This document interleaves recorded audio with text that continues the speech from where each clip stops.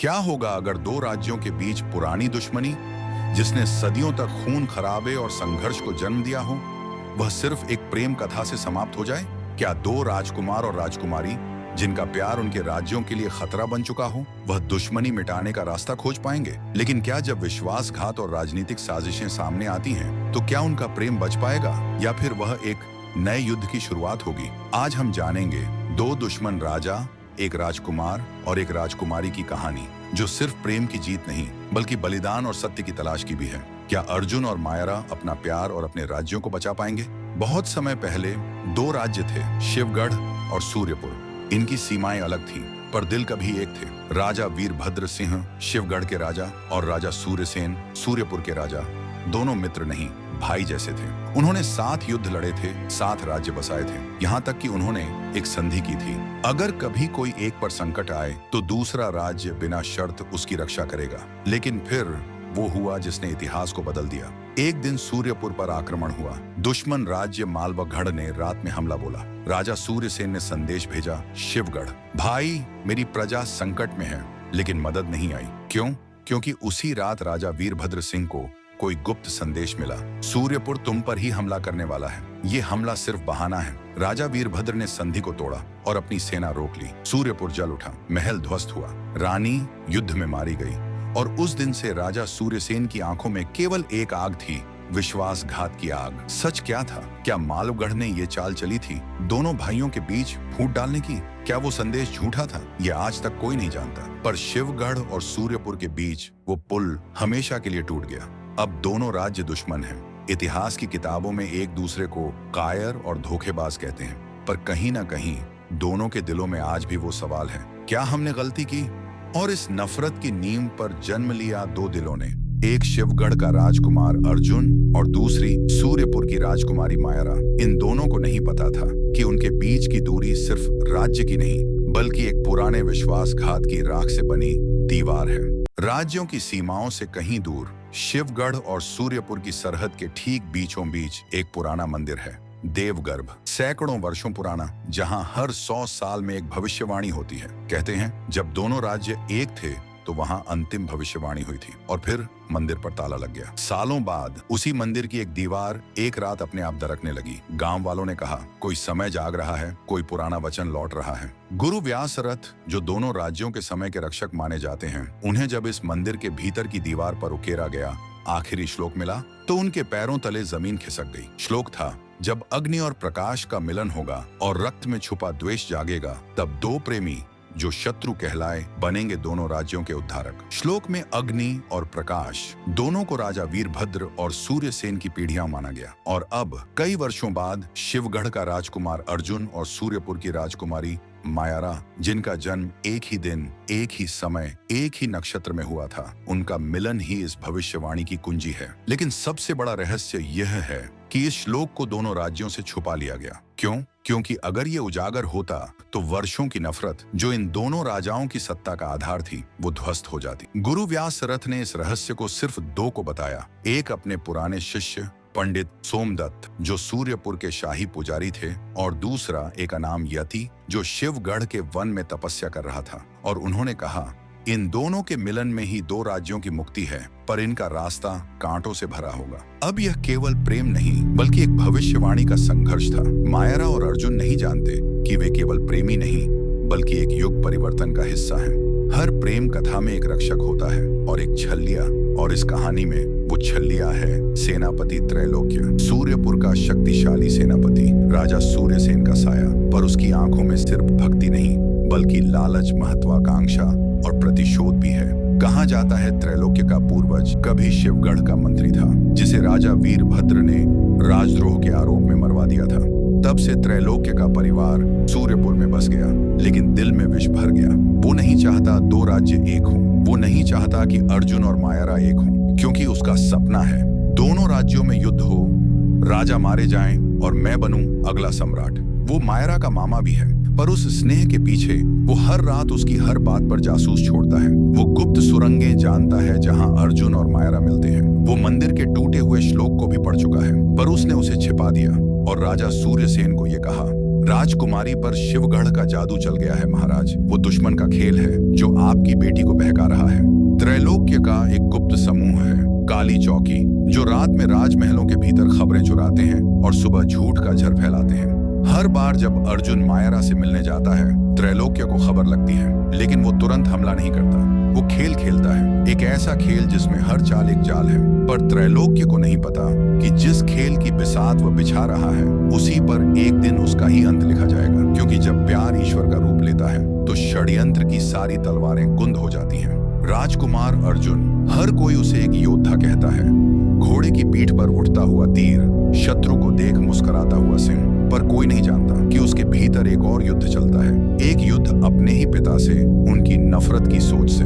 अर्जुन ने बचपन से सिर्फ युद्ध सीखा, पर वो किताबों की ओर भी खींचता रहा। उसे युद्ध की भाषा से ज्यादा संवाद की भाषा पसंद थी। वो जानता है तलवारें शरीर को काटती हैं, पर घाव आत्मा में तब लगता है जब हम सच को मार देते हैं। और शायद यही सोच थी जो उसे मायरा की ओर खींच लाई। और राजकुमारी मायरा, राजा सूर्यसेन की सबसे प्यारी संतान, राजमहल की रोशनी पर भीतर से शांत चंद्रमा। मायरा सुंदर है, पर उसकी असली ताकत उसकी बुद्धि है। वो ग्रंथ पढ़ती है, पुराने अभिलेखों की भाषाएं जानती है। उसे युद्ध नहीं, इतिहास की भूलें सुधारनी है।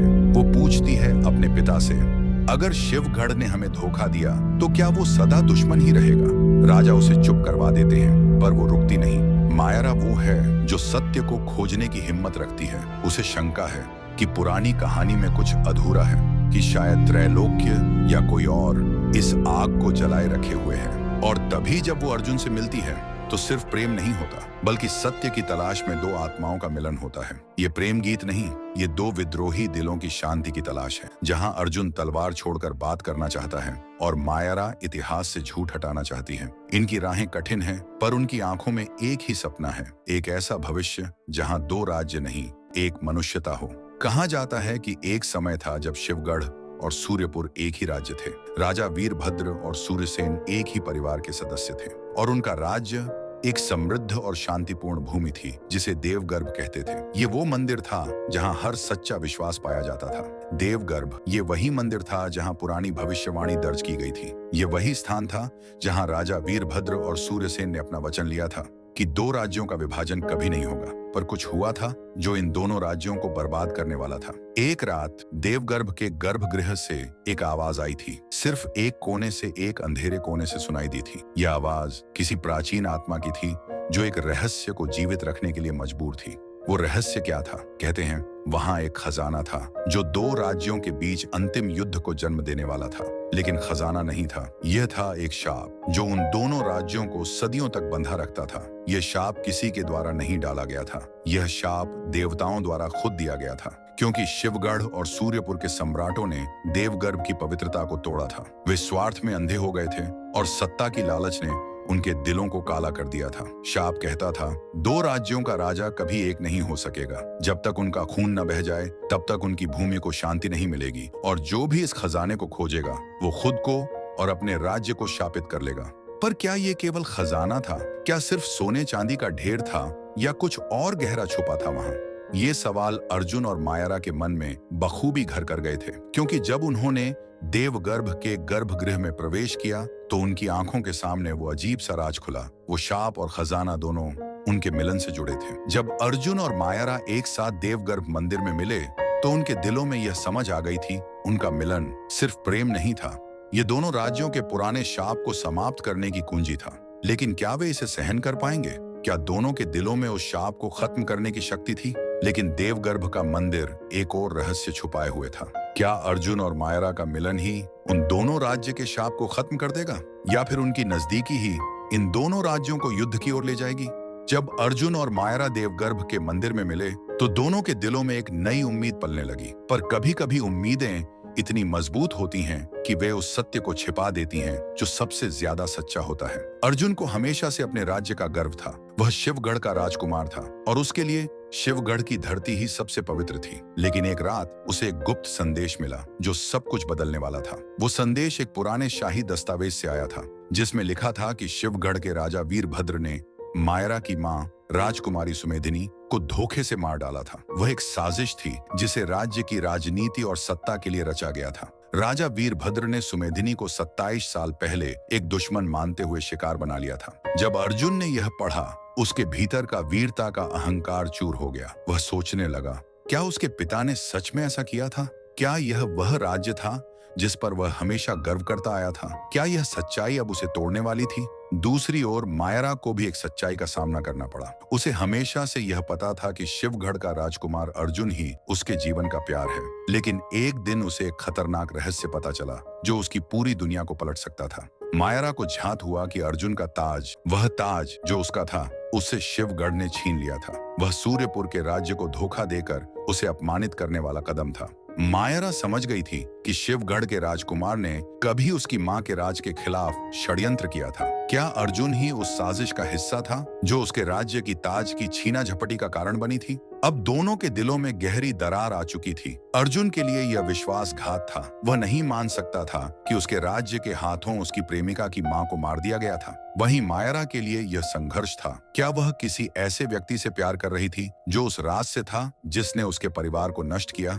दोनों के भीतर एक गहरी खामोशी छा गई। क्या उनका प्यार सच में सच था? क्या वे किसी ऐसे रिश्ते में बंधने जा रहे थे जो अंततः दोनों राज्यों को और खतरनाक युद्ध की ओर ले जाएगा?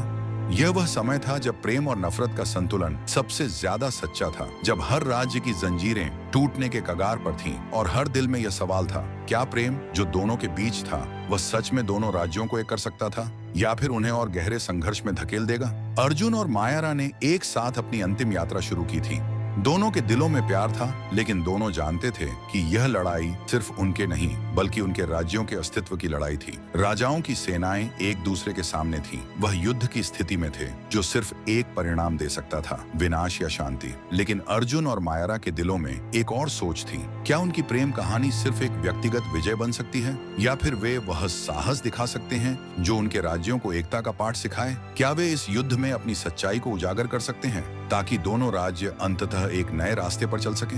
युद्ध का शोर अब बढ़ चुका था। अर्जुन की आंखों में घबराहट नहीं थी, वह सिर्फ एक ही चीज देख रहा था। मायरा की आंखों में वह शांति जो वह चाहता था। मायरा की आंखों में वह साहस था जो उसे इस युद्ध को खत्म करने की शक्ति दे रहा था। फिर वही क्षण आया जब अर्जुन और मायरा ने एक साथ सामने आकर अपने राज्यों के सामने सच का उद्घाटन किया। उन्होंने अपने राज्यों के महलों में गहरे गहरे इतिहास को उजागर किया कि उनका मिलन सिर्फ एक प्रेम की कहानी नहीं थी, यह दोनों राज्यों के बीच के पुराने शाप को समाप्त करने का रास्ता था। यह वह वक्त था जब दोनों प्रेमियों ने हर एक राजा से कहा, हम दोनों का प्रेम सिर्फ एक व्यक्तिगत प्रयास नहीं है, यह हमारे राज्यों को एकजुट करने और शांति लाने का तरीका है। अर्जुन और मायरा ने सत्य का खुलासा किया, वो सच्चाई जो सबको जाननी चाहिए थी। हम दोनों का जन्म एक दुखद भविष्यवाणी से जुड़ा था। हमारा मिलन न केवल प्रेम की विजय है बल्कि हमारे राज्यों की एकता और शांति का मार्ग है। राजाओं ने उनकी बात सुनी, लेकिन अंदर का संघर्ष समाप्त नहीं हुआ। एक नया मोड़ आया जब मायरा ने वह बलिदान दिया जो अंततः शांति का मार्ग प्रशस्त करेगा।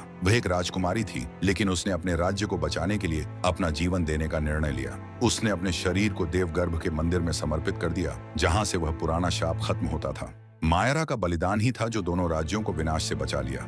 अर्जुन ने अपनी तलवारें नीचे गिरा दी और वह अपना राज्य छोड़कर उसकी पूजा करने गया, जिससे दोनों राज्यों के शासक और प्रजा को यह समझ में आया कि प्रेम और बलिदान ही वास्तविक शक्ति है जो एकता का प्रतीक होती है। अर्जुन और मायरा के संघर्ष और बलिदान ने दोनों राज्यों को वह रास्ता दिखाया जहां केवल एकता और शांति थी। उनके प्रेम ने दुनिया को यह सिखाया कि सच्चे प्रेम में सिर्फ अपनी खुशी नहीं होती बल्कि अपने लोगों और अपने राज्य की भी चिंता होती है। अर्जुन और मायरा की कहानी हमें यह सिखाती है कि सच्चे प्रेम में सिर्फ साथ रहना ही नहीं बल्कि अपने संघर्षों और बलिदानों से भी अपने भविष्य को बदलना होता है। यह कहानी हमें यह याद दिलाती है कि जब हम किसी बड़े लक्ष्य के लिए लड़ते हैं तो न सिर्फ अपनी जिंदगी बल्कि पूरे समाज को बेहतर बना सकते हैं। हमारे व्यक्तिगत प्रयासों में जो ताकत होती है वह कभी न कभी हमारे आसपास के लोगों और पूरी दुनिया तक पहुंचती है। तो अगर आपको भी लगता है कि इस कहानी से आपने कुछ सीखा है और यह आपके दिल को छू गया है, तो इस वीडियो को लाइक करें, अपने दोस्तों के साथ शेयर करें